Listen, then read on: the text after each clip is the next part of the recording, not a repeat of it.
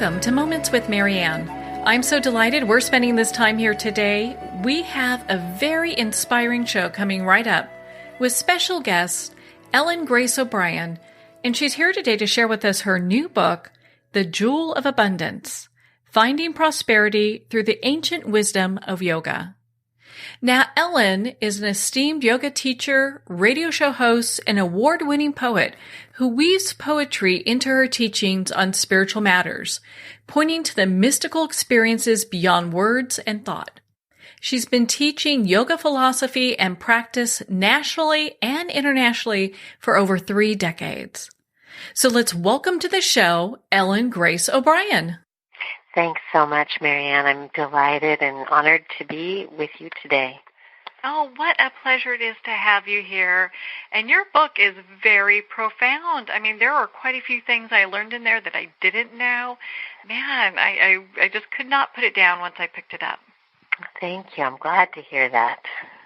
It has to be pretty inspiring. And my goodness, you know, there's so much that I want to cover. Of course, we'll never get to it all today. But why don't we start with what was the inspiration for behind just writing this book? I have taught yoga philosophy and practice for many years, and I found that, of course, students who come onto the path of yoga, metaphysics, meditation, they're really looking to live a spiritually conscious life, which is, of course, ideally what we all want to do. And but I often found that right in there was the struggle with, okay, how do I do that and still take care of my financial responsibilities, take care of my family? How do I do that? You know, how do I have, quote unquote, balance in my worldly life and still live as a spiritual being? So I found in the ancient Vedic teachings, they have this put together so beautifully for us, and it's so relevant for us today that the goal to prosper is right there next to the goal for enlightened spiritual living. Wow. Well, do you know, there was so much in this book, and a lot of it that kind of I was surprised by when I was reading.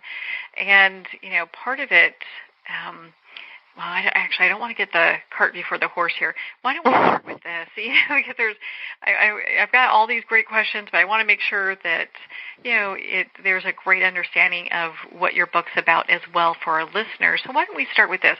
What is Dharma for those that might be new to that? I think we could define it in the simplest way as living a life of higher purpose. Dharma, of course, is a Sanskrit word. It's becoming more commonly used in the English lexicon today. But people think of Dharma as, you know, their life purpose or what is theirs to do. But it also has the meaning of foundation or support. So understanding Dharma is understanding that there is a power and intelligence that runs this universe, and we can learn how to cooperate with that power and that presence. And so Dharma becomes then the source of, in a sense, a moral law, ethical law, spiritual law, and it's a higher order to the way that we live. What a beautiful way of presenting that, because it makes sense for people who are looking to develop, you know, their own spiritual advancement. Well, and I find too, Marianne, that, you know, today, of course, our life, our interconnected life, globally interconnected, is richer than ever. It's also fuller than ever. And we have an imperative to learn how to live together, to learn how to live in the highest way so that, you know, we can all prosper, so that we can protect the earth. You know, it's as if these global laws, cosmic laws, are even more important today, if that's possible. But I think it's one way, you know, for us to meet the pressing needs that we have is to learn how to think in a higher way about the interconnection of everything, about the laws that apply to everyone and everything that's part of this great cosmos that we live in. Well, and part of what I found very interesting is that when we talk about abundance and prosperity and wealth and Dharma, that there's actually this connection, which I was unaware of before. Mm-hmm. Yeah, and that's what I meant about saying that's how the book came forward, out of my work with students. And I think, and I do, and I talk about this in the book, that comes from this sort of fundamental split, that we've had in our consciousness through the ages, that, our spiritual life, our material life are separate. Our soul life, our work life are separate. And according to the teachings of the Vedas, that simply is not true. And of course, if we really look at it, there's no line that divides it. And so what we want to do is learn how to bring those parts of our life together in one whole, in wholeness. And as we do that, we find that, learning how to prosper in harmony with Dharma, in harmony with the laws of the universe, in harmony with living with higher purpose, expands us and helps us to awaken spiritually. So they're really not at odds with one another. They're actually in harmony with one another. But and that "but" is kind of with a capital B. It's and I'm very clear about this in the book, because prosperity is not to be pursued for its own sake. Every spiritual tradition tells us that that's a dead end. And we know that, in our own experience, that one desire just leads to another. Yeah. And so we need this higher framework that says, okay, artha, this goal to prosper and to realize wealth, is to be pursued in harmony with Dharma, and doing what we do to contribute to the greater good of all and fulfilling our own purpose in this lifetime. I love that, because it really puts in perspective what, if when we pursue wealth, what that really it's this flow factor with Dharma. It's something that's connected with Dharma, and at the same time, when we go for wealth, when we are pursuing wealth, it's for the end means is for dharmic. How should you say? It's for, as you put, securing the ends of Dharma in your book. Yes, it's for a dharmic purpose, or we could even call it dharmic prosperity. And when we see those two together, not only can we contribute to our own healing and the fulfillment of our potential, but we contribute to the well-being of others. It's tied to that, not just for one's own sake alone, but for the greater good. And I find, so many people, of course, are interested in that, and they're ready for that. When we get down to it, what do human beings really want? We want to be healthy and happy, but we also want to have a meaningful life, and a life that makes a positive difference. That seems to be a very big draw in today's age, where people are looking for meaning and purpose within their lives. And one of the things that I find interesting, it's something that the millennials, that's one of their main goals, is when they work or do something, is to have purpose and meaning for the work that they do. Absolutely. And I think that's because they're, coming of age in a time when they can see that wealth pursued, simply for its own ends doesn't ultimately bring lasting happiness. Now, I won't say that, success and prosperity doesn't make people happy, because it does, but it just doesn't bring lasting happiness. And it doesn't bring the deep fulfillment that is innate to us. And in the book, I talk about us having a prosperity imperative. And what I mean by that is that the soul, our divine self, naturally wants to thrive and to fulfill its purpose. And so we feel that in our lives, as an inkling to succeed, to learn, to grow. All of those impulses come, from the soul level of our being. So learning how to connect this with our spiritual life, I think, is so important, to our well-being, but also, as I say, the well-being of the planet today. Yeah. Well, and so it has me asking, you answer this in your book, and, so what is true wealth? What is that? I think it's connected to, of course, what lasts, right? Mm-hmm. And so from my perspective, I look at that as soul wealth. And what I mean by that is coming really to wake up spiritually, to know the truth of what we are as spiritual beings, and to know that each of us has unlimited divine potential, waiting to be explored, waiting to be fulfilled. And I tell a story in the book about a meeting that I had with Ella Gandhi, the granddaughter of Mahatma Gandhi. And she lives in South Africa. And at the time, I was speaking with her about their struggle during the time of apartheid. And of course, she went through the assassination of her grandfather. And so, many difficulties in her life.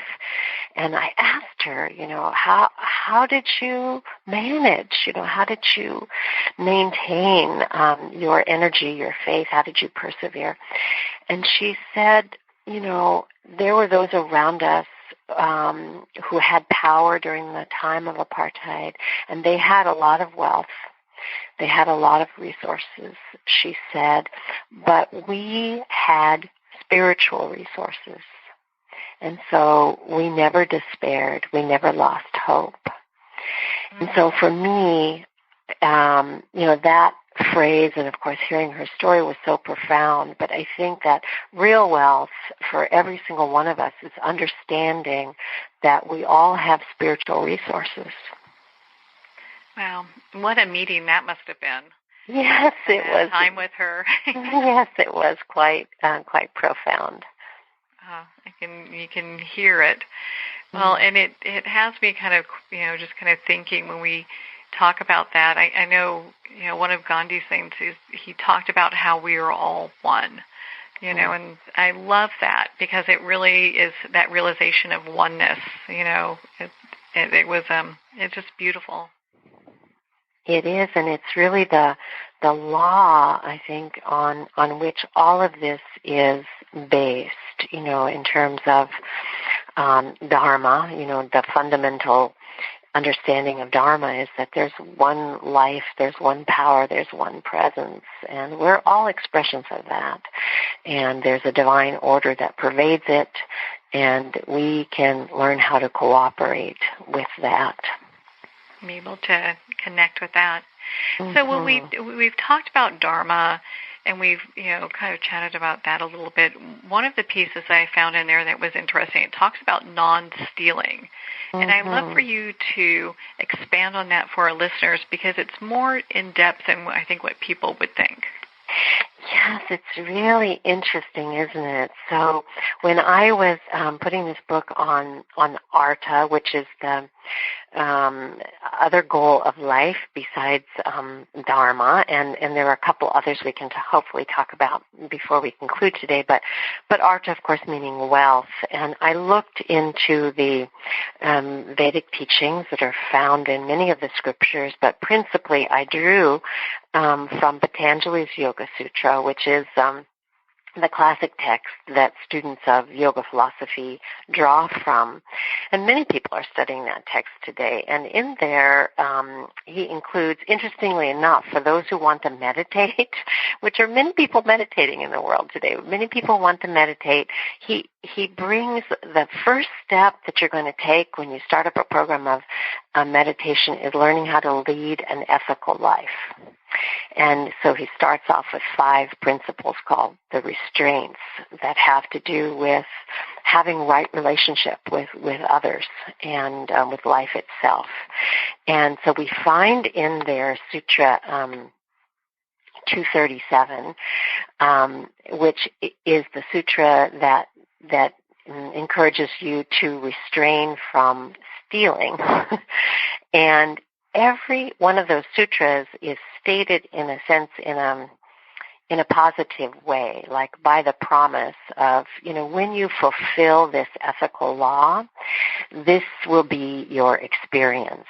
And so on this particular one, it says, one who is established in non-stealing experiences the jewel of abundance. And so you kind of have to unpack that. You study with a teacher who helps you understand what that means. But basically, it's the law of prosperity, which is to get out of that consciousness of, taking from anybody else on the very first level, the first physical level. Don't steal stuff, right? Don't take what doesn't belong to you. But more subtly, it's to get out of the consciousness that you need to lie or to take what doesn't belong to you, to appropriate what doesn't belong to you,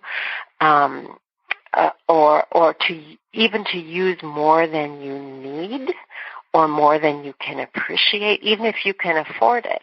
So we were talking about Gandhi a moment ago, and, a famous saying of his is that, there's enough in the world for what everyone needs, but not for everyone's greed. So that's a fundamental dharmic law that, we all can have what we can use and even what we can appreciate.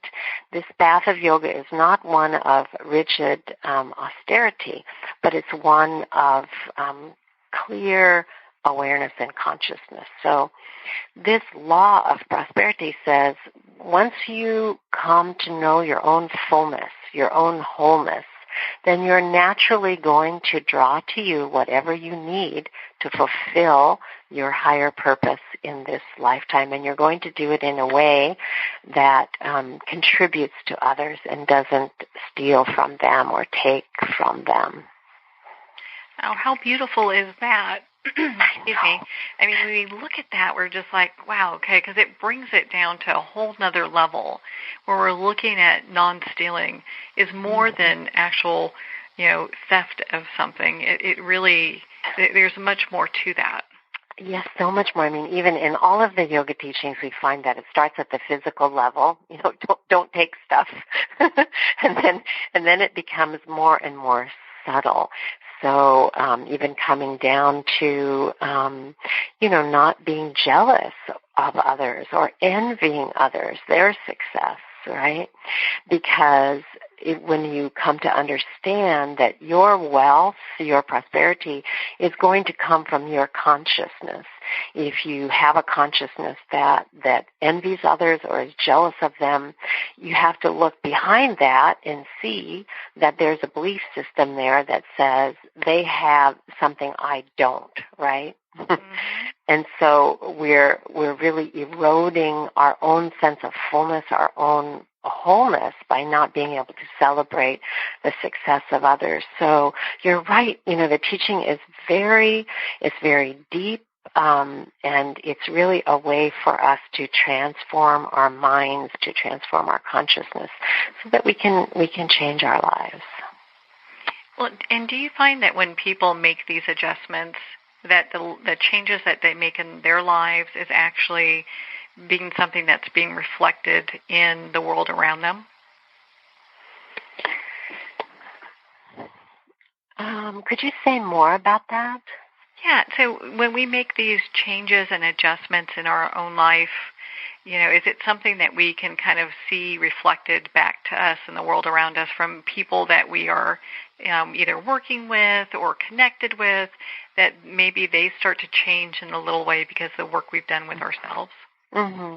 Oh, yes. of course, I've seen that, and I've had many reports of people seeing that.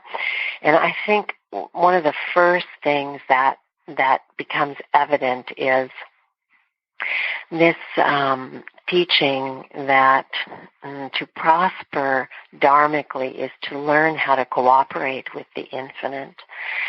So, we begin to enter into a conscious relationship with life with a capital L. And we understand that the source of our security, the source of our prosperity is that relationship. It's not a paycheck, it's not another person, but it's that. And so as we begin to enter into that conscious relationship, we begin to see life in so many different ways coming to meet us. You know what I mean by that? Like you just happen to be, in the right place at the right time where, somebody is there to assist you or the right connection is made. This is dharmic prosperity, where you find that life itself wants to prosper you, because life impartially is about prospering, bringing all things to fulfillment of this higher purpose. So that's what we're looking for, is how do we cooperate with that? And that's one of the first things that becomes evident. And then, of course, in terms of our relationships with other people, I think others are naturally affected by our consciousness, whether it's positive or negative. Both are contagious. And so we see that reflected back to us. Well, on that note, we're going to pause here for a quick break. We've been speaking with Ellen-Grace-Obrian in regards to her new book, The Jewel of Abundance, Finding Prosperity Through the Ancient Wisdom of Yoga. You've been listening to Moments with Marianne. We'll be right back after these messages.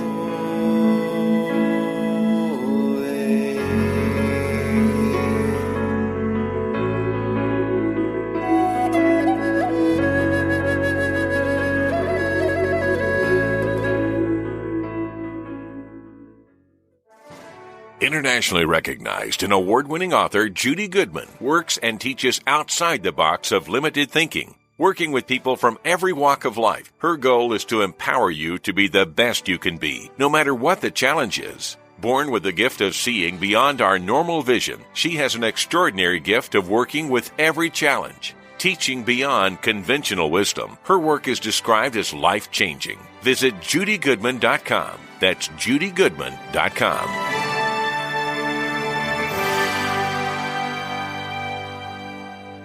There comes a moment when you realize you're somewhere special, when you discover that each beautiful creature that you see has been rescued from a life of absolute horror and brought to this incredibly free place. Here's where their lives were forever changed, and where yours will as well. Discover over 500 tigers, bears, and lions at the brand new visitor center at the Wild Animal Sanctuary just outside Denver. For more information, visit wildanimalsanctuary.org. Discover true freedom at the Wild Animal Sanctuary. Have you ever had the sense that your thoughts might actually be doing something? Ancient secrets of manifesting have been masterfully revealed in the award-winning book Manifesting 123 by Ken Elliott. For the first time, the author's experiences and stories in this book describe exactly how your thoughts can create anything. You've been doing this all your life, but it's never been fully explained for you until now. Visit manifesting123.com for more information today. Manifesting123.com.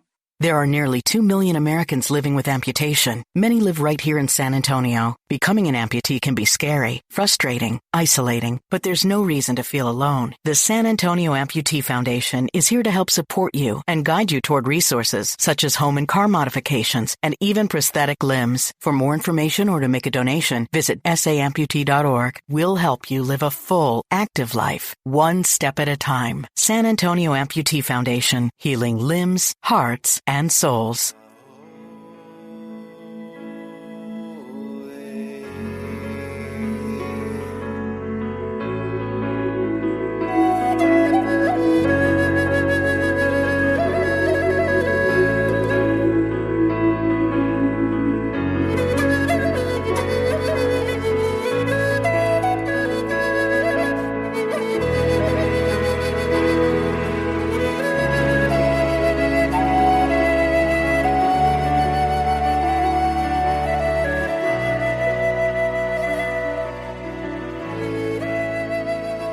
Welcome back to Moments with Marianne. We're here today with special guest Ellen-Grace-Obrian, who's sharing with us her new book, The Jewel of Abundance, Finding Prosperity Through the Ancient Wisdom of Yoga.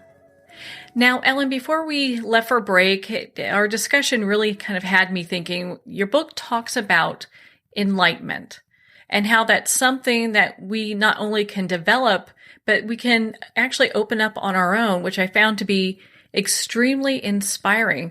I think a lot of times people, when they think of enlightenment, they're like, wow, that's something, it's a big accomplishment. It's something I'll never be able to obtain. Or maybe that's something that's reserved for those very highly spiritually advanced people. This is not something for me or something I'll ever be able to accomplish within my lifetime.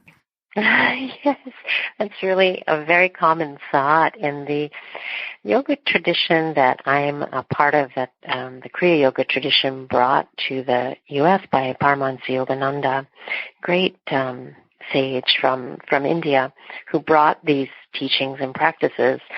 In my tradition, which is true in the Vedic tradition overall, there's a great emphasis on enlightenment as a goal of life, and it is a goal for everyone. And it is actually one of the four goals. I was saying a moment ago that we should look at the four goals. So we have Dharma as a first goal in life, to live with higher purpose. Artha, the second goal, to prosper, and in order to fulfill our potential. The third goal is Kama, to enjoy life and to have pleasure in our life. And the fourth goal is Moksha, enlightenment or liberation of consciousness. So those four goals are for everybody. And the greatest impediment that our teachers in my tradition have said, the greatest impediment that we have to enlightenment, most of us, is that very idea that it's not possible for us. That in itself is an idea put forth by the ego, which is our greatest impediment. Oh my goodness. That's horrible, because then we look at it and like, well, enlightenment's okay for other people, but not for me. Mm-hmm. And we have to, not have to, but it would be beneficial to get to a place where, it's okay to have a sense of spiritual advancement as one of the goals that we would have for our lives. Absolutely. I like to talk about equal opportunity enlightenment, right? It's really, because it's so important that, we're in a time of awakening in our world, and it's important that, we all know that it's possible and it's probable for us. And in the yoga tradition, I think a very important distinction that we make is that enlightenment is not something that we attain. So that's part of that false idea of it not being for me. I can't get there. If we understand it in according to Vedic teachings, we're actually already enlightened. We're already as spiritual as we're ever going to get. I love that. It is not possible to become any more spiritual than you already are. So our spiritual practice, our spiritual life is not about becoming more spiritual. It's about clearing the mind of its impediments, whatever obstacles are in the way of realizing the truth of our being, that is already whole, it's already enlightened, we're already that, And in Christianity, there's a beautiful teaching, the kingdom of God is within you. And it's very similar, the wholeness that we're looking for, the enlightenment that we think we have to seek, it's within. Well, isn't that just beautiful? Because then it really kind of takes a lot of pressure off, because I think sometimes people feel with spirituality and enlightenment, it's like a never-ending journey. We can see this mountain range, and we have to get to the top of it at some point. But I think with the approach that you have, it makes it so much. It takes a lot of that pressure and stress off. That if we're already enlightened, and that's just opening ourselves up to that, abundance. It is, and then of course the if we want to call it the work is learning how to live as an enlightened being. So learning how to wake up to the truth of what we are, and then to live that way. Sometimes when I'm teaching, I say, this is about living in a way that is worthy of us. And, worthy is a charged word.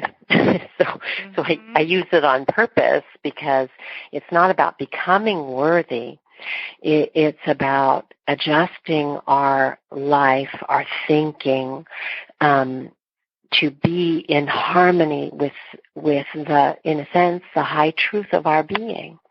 And, most people know that already. We know when we are living in a way that's quote unquote worthy of us, when what we're saying, what we're doing is in alignment with that truth of our being. And we know when we're not.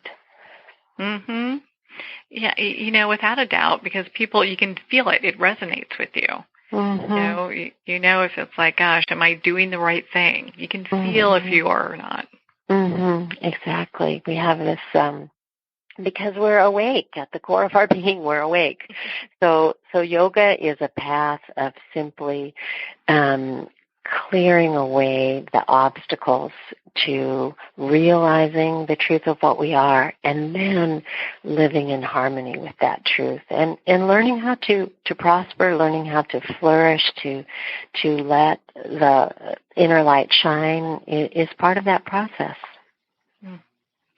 Well, and so when we talk about, all of this together, how does this come together with our divine potential? And what is our divine potential? I like to think of our divine potential as just that. And kind of like, you could think of it as like a seed, that's within us. In Vedic philosophy, this divine reality expresses as each individual, and within each individual are the potentials of the divine in its fullness, but those potentials require our participation in order to be expressed through us in the world. I mean, just having potential is a wonderful thing, but it really doesn't mean much unless we learn how to cooperate with those divine potentials. So we have the potential to be compassionate, to be loving, to be forgiving. We have the potential to prosper. We have the potential to be wise. All of those are divine qualities within us. And when we become willing, which has been, my experience, that I may not know how something is going to come about, right? But I trust that the divine reality within me and around me knows that. And so if I have an idea and I feel that it is dharmic, it's the right thing to bring forth, then I'll take, one step toward it.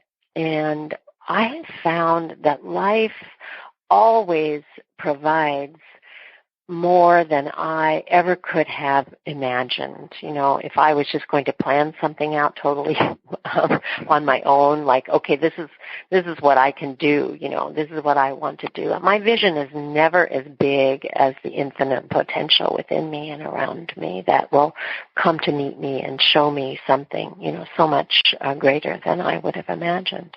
So that's divine potential at work. And I love that, because that's where, for me, that's like where all the magic happens. That's where all the beauty happens.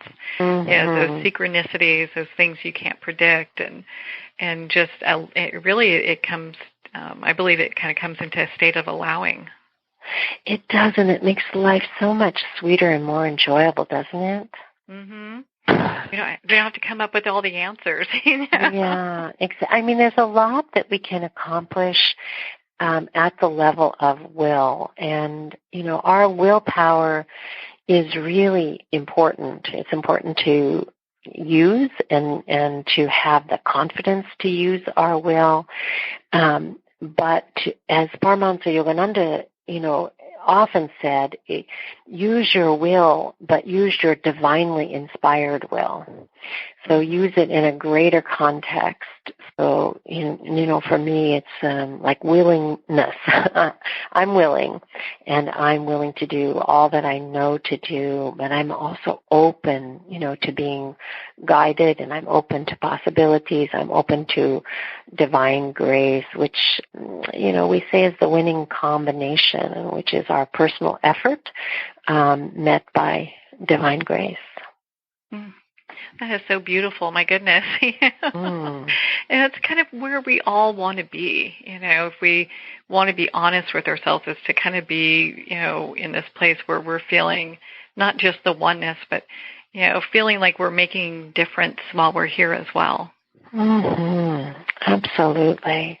And I think that, coming into that sense of cooperating with the infinite, having life unfold in ways that are unanticipated, helps to give us a sense of that and really to strengthen our faith.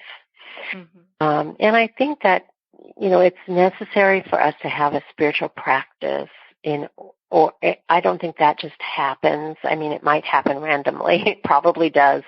But for people who want to live that way more predictably, then, I recommend, and it's one thing I really stress in the book, that we need a regular spiritual practice. And, of course, meditation is a foundation for that, to regularly let the mind get quiet so we can open our consciousness to the infinite. Mm. What a beautiful, I love that you said that. And so we're kind of, I'd like for you to kind of break it down for a little bit for our listeners. When we talk about, being able to get into a place where we're quiet, we're talking about meditation in a lot of ways. And I'd love for you to share with us about meditation. Is this something that's really easy to learn? Does it take a long time? I think it's really pretty easy, although people can make it complicated. Mm-hmm. And one of the ways that we make it complicated is by being too attached to a particular result. So in the yoga tradition, we focus on, what we would call meditating superconsciously. And that means having your attention and awareness be able to be lifted beyond thought activity. And I mentioned before Patanjali's Yoga Sutra. And in there, it's really a treatise on meditation. In the very beginning of it, he talks about how this meditative consciousness, this higher state of consciousness, occurs when our thoughts settle. Then the truth of our being, the divine self, is revealed by itself. And that's so beautiful, isn't it? I mean, that's what we were talking about earlier, that we already are that. And meditation is a natural way for us to experience that truth of our being. So it's a matter of allowing the thoughts to settle. Now, there's a caveat to that, of course, which is most people say, wait a minute, you said meditation's not that hard, but my thoughts never settle. They're just so restless. I sit down and it's just think, and I'm so distracted. And that's true, and that's a timeless issue. But the truth of it is that there are very simple tools. So something as simple as putting your attention on your breath. just watching your inhalation and your exhalation will begin to quiet your restless thoughts. And once that happens, you have a little taste of meditation. And the main thing to know is that meditation is natural. It's natural. It's a natural state of consciousness for us. And, most of us have experienced random moments of meditation. Like you're just walking on the beach, or you're in the forest, and you just feel this expansiveness, right? You're clear, you're calm, and you see things very brilliantly, and you feel at peace. You're in a meditative state.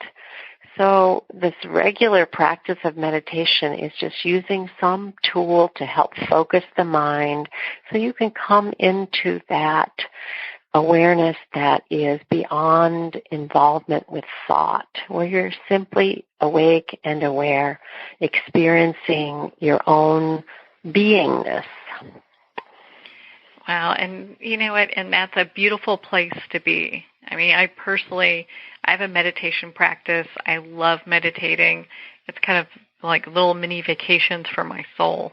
Mm-hmm. Absolutely. I think of it sometimes as like letting your soul stretch out, which is, it agrees with your idea of vacations. It's just like let your soul stretch out, because ordinarily our attention and awareness tends to be confined by thought activity, right? We're just sort of, in the past, we're in the future. But with meditation, we simply bring our attention and our awareness into the present moment, and then our awareness can expand. And so meditation isn't difficult. But, when we think about, I should be experiencing this when I meditate. I should be experiencing that. I should, be having bells and whistles. Then, we get disappointed. We become too goal-oriented with the meditation itself. The main thing is to have a regular practice, to sit every day, for 20 or 30 minutes using a regular technique, watching your breath, using a mantra. But then begin to look at your life itself, right? Are you becoming a little calmer? Are you becoming more intuitive, a little more relaxed? That's the place to look and see if your meditation is having any effect. Well, and typically you should be more calmer and more relaxed when you're meditating. Absolutely. And you will be. I think, people just become discouraged because they start looking in the meditation experience itself. And the more you start evaluating your experience during meditation, the farther you get from meditation. Mm-hmm. So, you have a goal. You have an intention to meditate super consciously, meaning just to allow the mind, the discursive mind, the sense mind, the thinking mind to become quiet so that you're just aware. And you can enter that higher state of consciousness. You have that intention, but it happens by itself. Yeah. Yeah, it's kind of something that just flows through. It does. And so, what we do is we just arrange conditions for that to happen. So we have to show up for it every day, a regular time. That helps. And you have I say it's kind of like, falling asleep, right? I can't really teach you how to fall asleep. You know how to fall asleep. It's a state of consciousness. It's a change of consciousness from the waking sleep state to the sleep state. Same thing with meditation. You're shifting from this ordinary waking consciousness, the ordinary discursive mind, into a higher state of consciousness. But you already know how to do that. So all we do is arrange conditions. Like before you go to sleep, you fluff your pillow, right? You have those little things that you do, and then you change your consciousness into the sleep state. So with meditation, we arrange conditions. We sit down. We have a tool that we use. And then meditation arises, and we enter that flow state of awareness. And that's where people, and you talk about this as well in your book. You have a whole chapter that's dedicated to streams of happiness and oceans of bliss, where people can really start to experience personal joy where they maybe not have been able to do that in the past. Oh, yeah, definitely. And that's part of abundant, prosperous living, is learning how to experience fulfillment. Really, we can certainly look around us and see that it's not about how much stuff you have, because people have a lot of stuff, and even really nice stuff, and it doesn't necessarily bring happiness. And so, in the yoga tradition, we take a sort of a scientific viewpoint about how does happiness actually arise? Where does it come from? And of course, it comes from experiencing the wholeness within us. So we learn how to cultivate contentment. And one of the sutras tells us that out of contentment itself and our ability to recognize our own wholeness comes supreme happiness or unconditional happiness. And that's really, it's interesting when we walk our spiritual path. It's really where people are looking to be. We kind of talked about this a little bit. It's that oneness, but that connection and that place where you have joy no matter what's going on around you. Mm-hmm. Yes. And, I have found over the years in teaching about contentment, it's a very interesting topic, because one of the first things that people come up with and against, I will say, is the question of, well, how can I be happy or how can I be content, when things are so difficult? Maybe they're difficult in my own life, or when I look in the world, and there's so much suffering. How can I possibly just be unconditionally content in the face of that? Wouldn't I be uncaring? And that's a very real question that arises, and it's understandable. And yoga doesn't teach that. It says learn how to be content within yourself so that you are able to then access the wisdom and the compassion and the resources that you need to bring into life to be able to be a support for yourself and others. If we are overcome by pain and sorrow, then it's hard for us to access those resources. And that's not to say that we never have grief or we never have sorrow. It's just to say that we learn how to be more skillful in touching those emotions that will arise without being overwhelmed by them. Mm-hmm. Yeah, do you know it? And I know exactly what you're talking about, because, we all go through grief and sorrow. And I can look back on times in my life when I've had that without my, practice, how difficult it is to find your center, Yes. Mm-hmm. Yeah. And we need that. And I have had so many people tell me too that with the practice, the contrast, when they've gone through loss in their life or profound difficulties, having a practice where they know that their own wholeness and their own deep contentment is not something that is conditional, has made all the difference. So it's just like we become more expanded in life. We can experience grief, which is part of our humanity. We can experience it without being overwhelmed by it. Yeah, without having it just be kind of, oppressive isn't the right word, but it feels like just a heavy blanket.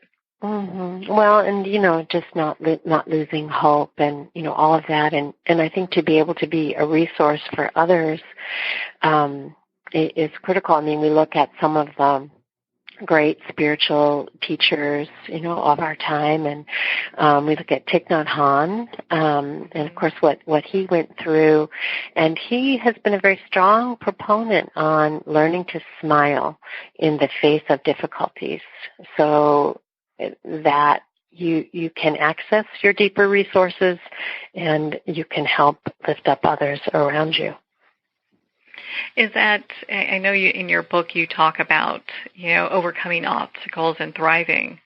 Is that what you're also kind of referring to as well, as being able to, regardless what's happening, being able to have that clarity? Yes.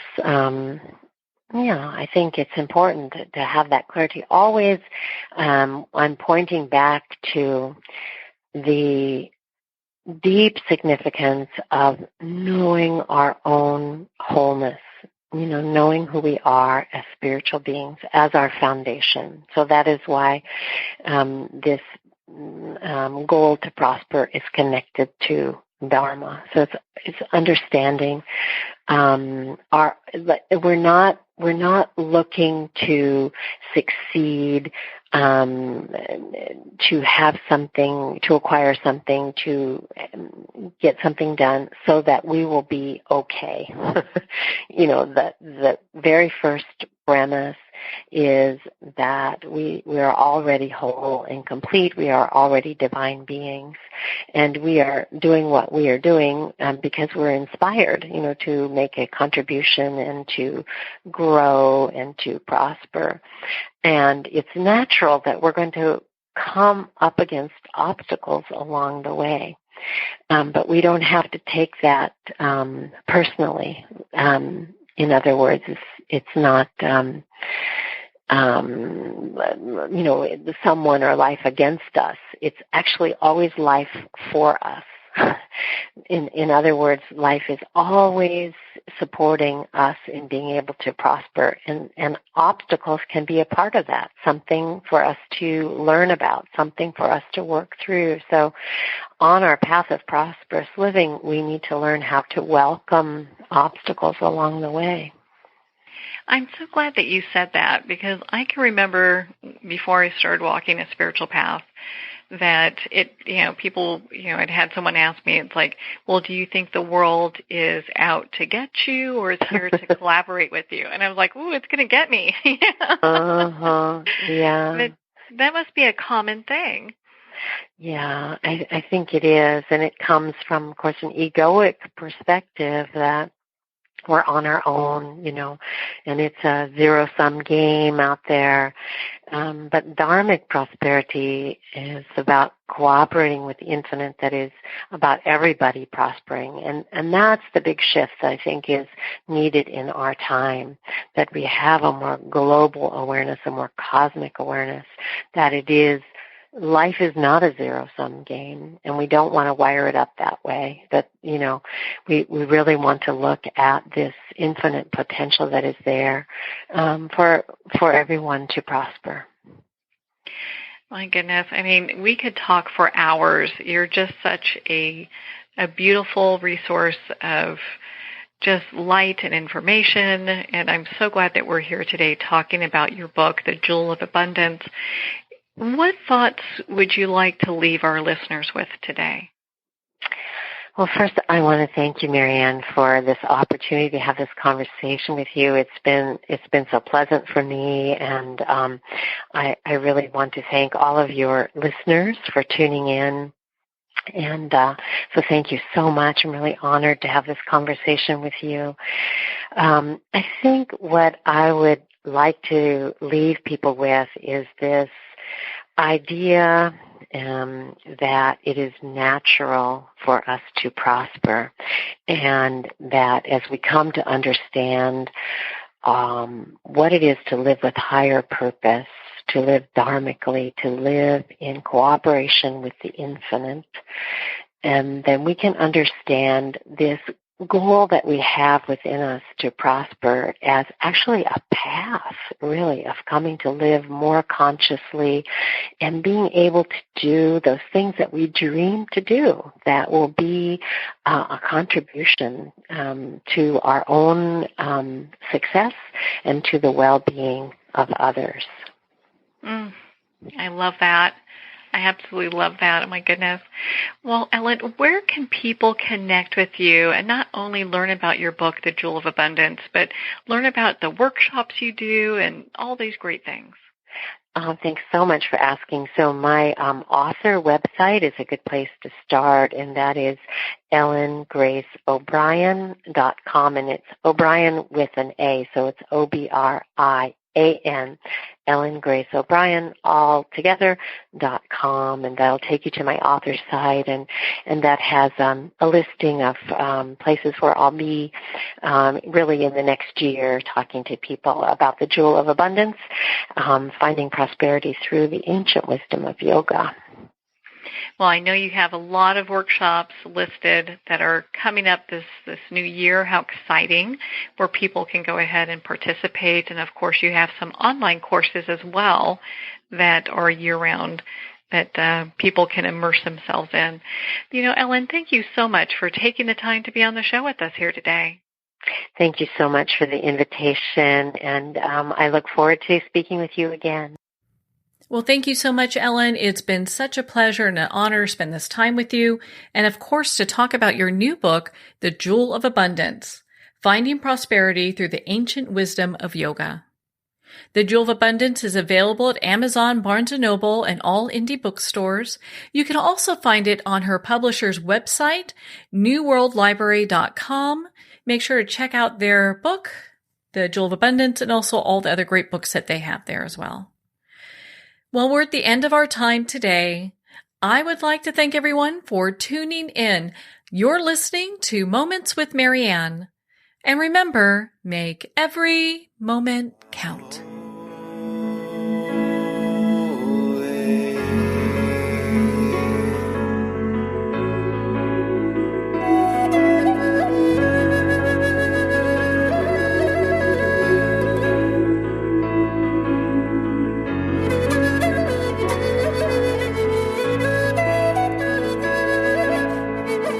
In a single moment, your life can change. Moments with Marianne is a transformative hour that covers an endless array of topics with the best of the best. Her guests are leaders in their fields, ranging from inspirational authors, top industry leaders, and business and spiritual entrepreneurs. Each guest is gifted and a true visionary, a recognized leader in her own work, and while teaching others to develop, refocus, and grow, Marianne will bring the best guest and sometimes a special surprise. Don't miss this. You never know just which moment will change your life forever. Moments with Marianne airs every Sunday, Monday, Thursday, and Friday at 8 p.m. Eastern and 5 p.m. Pacific Time. Make sure to tune in and visit momentswithmarianne.com for more information.